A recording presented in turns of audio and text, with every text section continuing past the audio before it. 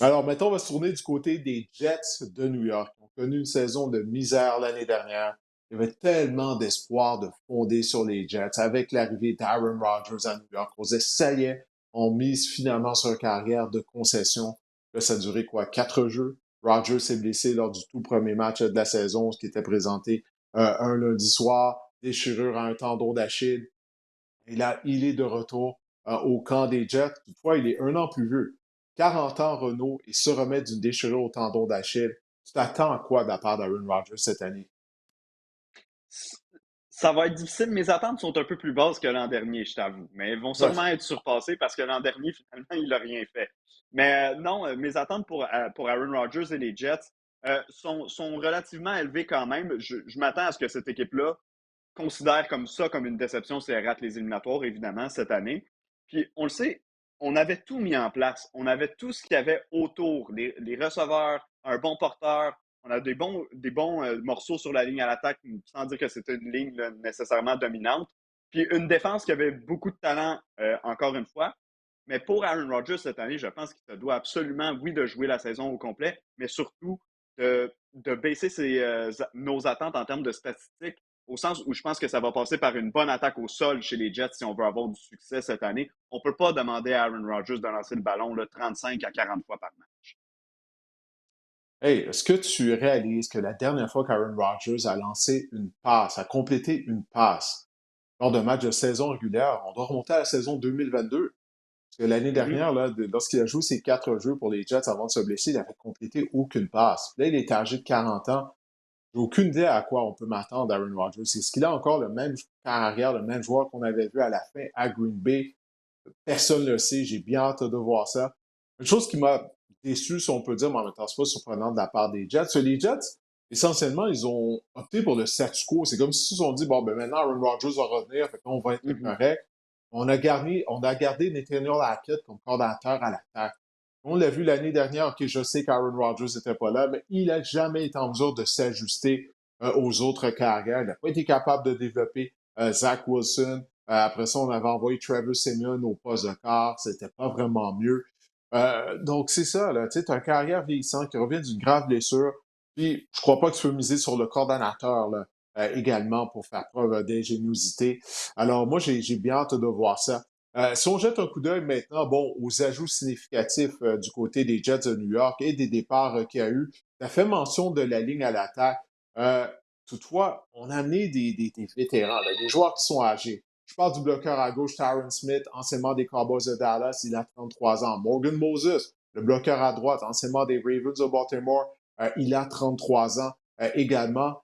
Et Tyron Smith, écoute, j'ai cette statistique-là, lors des 4 dernières saisons, Renaud, il a raté 37 matchs en raison de blessures. Il est constamment blessé. Et puis là, je lisais justement en me préparant pour l'épisode du podcast qu'on lui a donné quelques journées de congé la semaine dernière lors du camp d'entraînement des Jets parce qu'il soignait quelques bobos. Regarde, Tyron Smith, c'est sûr qu'il va rater des matchs. C'est certain qu'il va rater des matchs. Mais la bonne nouvelle, au moins, c'est qu'on a repêché Olu Fashanu, qui est un bloqueur de l'Université Penn State. Donc, c'est un jeune joueur. Donc, il va être le troisième bloqueur si jamais il arrive quelque chose à Moses ou Tyron Smith. Est-ce qu'il est prêt maintenant à contribuer dès maintenant? Bon, ça, je ne sais pas. On verra. Mais il y a beaucoup de si du côté des Jets. Je ne sais pas ce que tu en penses. On vient de parler de l'état de santé d'Aaron Rodgers. Okay? Si Aaron Rodgers reste en santé, si Tyron Smith reste en santé, si Morgan Moses reste en santé.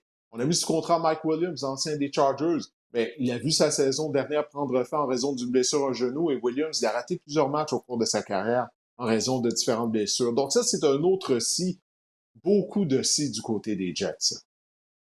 Ouais, puis écoute, on a transigé pour Hassan Reddick pour finalement tout de suite se chicaner sur les modalités de son contrat avec lui. Ça, il On faut qu'on ajoute en Tyron. parle, Renaud. Ouais, ouais, vas-y. Excuse-moi de t'interrompre, mais Joe Douglas, le DG des Jets, il fait quoi? Avant de compléter une transaction pour un joueur, là, que tu sais qu'il est mécontent de son contrat, tu dois parler à son agent pour essayer d'en arriver à un terrain d'entente. Quand l'entraînement est commencé, ça fait combien de mois là, depuis qu'on a complété cette transaction-là? Là, Reddick n'est pas là au camp d'entraînement. Donc ça, c'est un manque du côté des Jets. Excuse-moi, mais je fallait juste que j'en parle de ça.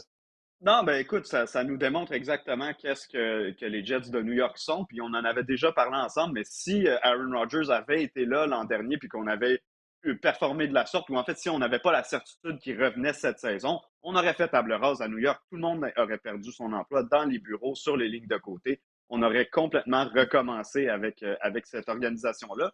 Puis de signer Tyron Smith, c'est ironique parce qu'on l'a signé pour reprendre la place à Mekhi Becton, qui lui aussi est un joueur qui était tout le temps blessé. Donc, pour à peu près Ouais, c'est 4,30 sous pour une pièce, comme on dit.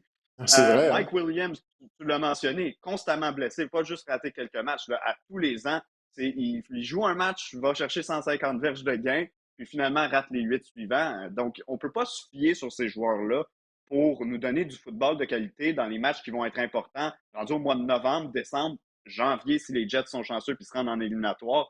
Mais je ne comprends pas comment on construit cette équipe-là. J'ai l'impression qu'on a vu l'année 2023 s'écrouler devant nous. On a pesé sur le bouton recommencer, puis on s'est dit, bon, on va réessayer quelque chose avec la même équipe. C'est sûr que les attentes sont hautes pour les Jets. S'ils ne font pas les éliminatoires, il n'y a aucune façon que ce soit une saison réussie pour eux, mais ça va être difficile d'atteindre ce niveau-là.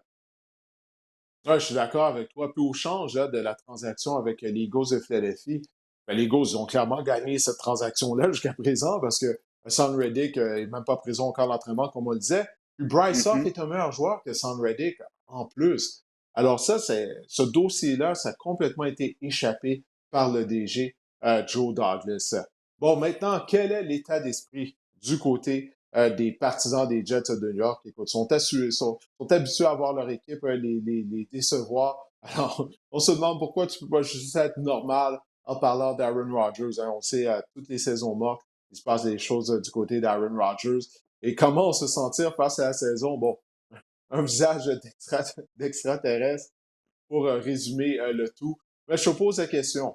Du côté des Jets, est-ce qu'on sera en mesure de participer aux éliminatoires depuis 2010? C'est une des plus longues disettes dans la NFL. Ça fait 14 ans maintenant qu'on n'a pas participé au match Ouais. après-saison. Il faut que tu remontes à l'époque de Mark Sanchez. Tu te souviens, là, quand Mark Sanchez, son Oui, oui. surnom, c'était Sanchez comme franchise. On pensait qu'il était en carrière de concession. Rex Ryan sur les lignes de côté, Thomas Jones en champ arrière, Bart Scott en position de secondaire de ligne. On avait une bonne équipe. On s'est rendu en finale d'association lors de 2 années de suite.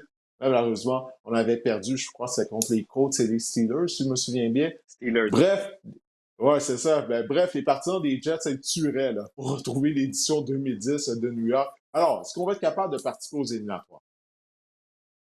Je vais dire non. Je vais y aller Hmm. avec un non pour les Jets. Je pense que on va avoir espoir en début de saison, peut-être quelques bons matchs, mais on a tellement parlé de joueurs clés, en fait, qui doivent être des joueurs clés cette saison pour que ça fonctionne avec les Jets. Il y a trop d'incertitudes avec les Williams, les Smith, tous les joueurs qu'on a mis, Rodgers évidemment. Euh, pour moi, c'est impossible là, que le train aille jusqu'au bout de la voie sans dérailler, donc je vais dire non pour les Jets. Bon, ben, écoute, justement, Renaud, on va regarder là, le plus ou moins de victoires, là, le over-under en termes de victoires pour les Jets de New York. 9 victoires et demie. Plus ou moins, moi, je te dis, c'est moins. Ça va être moins de 9 victoires et demie du côté des Jets. Toutes les raisons que j'ai dit tout à l'heure, il y a trop de si. Afin qu'on connaisse une bonne saison, Rodgers doit rester en santé. On va connaître une bonne saison si Tyron Smith évite les blessures. La même chose avec Morgan Moses. Ça fait trop de si. Mike Williams. Et j'ai aucune confiance en Robert Saleh en tant qu'entraîneur-chef. La défense des Jets, elle n'est pas mauvaise. Je pense qu'elle est un peu surévaluée. L'année dernière, c'était pas Mhm. facile avec l'attaque qui bougeait pas le ballon. Mais non, moi, je Ouais. pense que ça va mal se terminer. Ça va être un autre fiasco. Ça va être le combienième fiasco dans l'histoire des Jets? Je ne sais plus. Il y en a eu tellement. Mais ça va mal finir. Ça, je suis pas mal certain de ça, malheureusement. Ouais, ça va dans la même veine que de rater les éliminatoires. Je pense qu'ils vont être en dessous des 9,5 victoires. Je vais y aller avec 8 ou 9. Là, une saison autour de 500 pour les Jets, je ne serais pas surpris. Il y a quand même assez de talent pour aller chercher des matchs là, sur cette équipe-là. Mais je pense que les matchs importants, justement, là, ceux qu'il faut absolument qu'ils gagnent s'ils veulent participer, je pense qu'ils vont les échapper.